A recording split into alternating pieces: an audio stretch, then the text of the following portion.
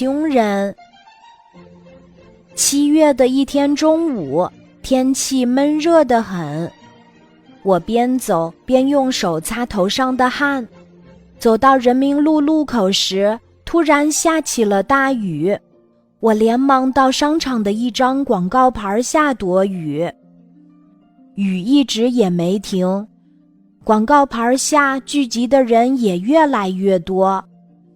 远处3个穿着时髦的小青年正气喘吁吁地向这边跑来。我最讨厌这些打扮另类的人，他们给我的第一感觉就是不务正业，同情心那就更不要提了。瞧，那第一个跑来的小青年把头发染成了红色。看，那第2个青年穿的裤子更怪异，左腿膝盖那儿还有一条水波浪形的破洞。第3个人就更别提了，留着小八字胡，让人看着心里怪不舒服的。3个小青年来到广告牌下，不是吸烟就是晃腿，我都懒得瞧他们。这时，路边的水花溅起老高，一辆公交车在我们前面不远的地方停下了。从车上走下来一位拄着拐杖的老爷爷，也许是雨太大了，老爷爷也到这儿来躲雨。那位老爷爷好像腿脚不好使，走起路来一瘸一拐的。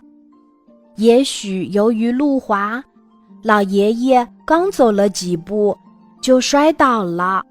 呀，老爷爷摔倒了！我心里一惊。